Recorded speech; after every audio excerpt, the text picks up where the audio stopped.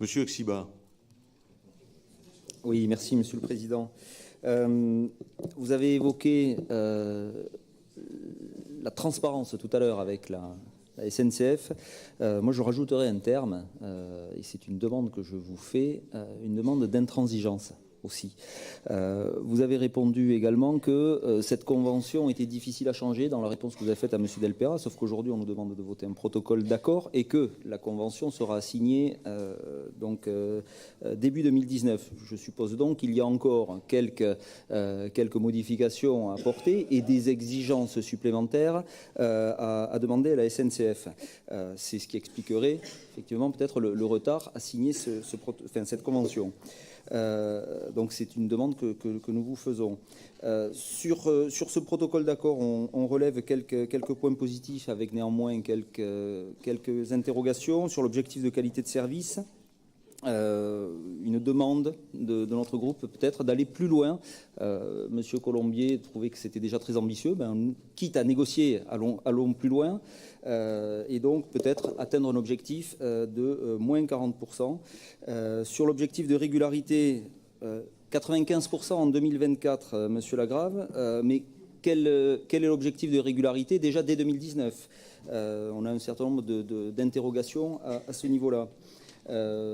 Également une demande d'accentuer aussi les pénalités, je reviendrai dans un instant, envers la SNCF, parce qu'il nous semble que les montants actuels n'incitent pas forcément à faire des efforts d'amélioration rapide de ce point de vue-là. Sur le maintien du service, un éclaircissement, une question également.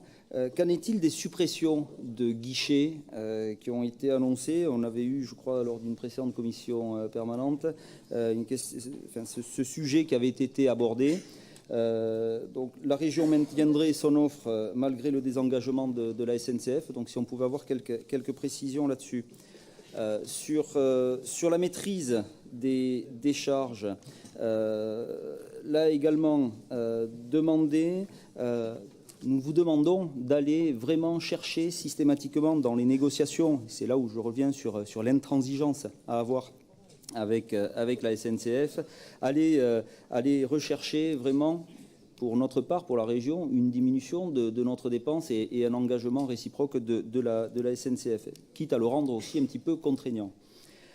Et enfin, sur l'ouverture à la concurrence, vous avez indiqué, Monsieur Lagrave, 1 à 2 lots qui pourraient être ouverts à la concurrence. Et quelle est la règle en la matière? Est-ce que c'est un maximum de lots? Est-ce qu'on peut aller au-delà? Ça, c'était la question du maximum.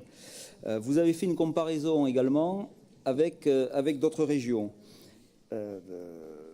Alors, vous avez dit comparaison n'est pas raison. Les chiffres que vous avez annoncés, il y a peut-être d'autres éléments qui auraient pu être également abordés sur d'autres régions. Je pense notamment sur les pénalités bonus-malus. Par exemple, la région Auvergne-Rhône-Alpes a instauré pénalité de 150 € par train dès le premier retard supérieur à 5 minutes 59. Là aussi, c'est contraignant. Ça peut être un élément de négociation. Je ne dis pas qu'il faut aller jusque-là. Peut-être, mais en tout cas, peut-être fixons-nous cet objectif-là. Par contre, une précision, vous avez parlé sur l'Occitanie, sur les pénalités bonus-malus, vous avez annoncé, il me semble, si j'ai bien lu, un chiffre de 0,7 millions. Moi, j'avais relevé le chiffre de 4,2 millions. Là aussi, je me suis peut-être trompé. Enfin, donc sur les améliorations à apporter à ce protocole, je réinsiste donc sur ces pénalités bonus-malus qui peuvent être un élément, un levier de négociation qui nous paraît important. J'en ai terminé.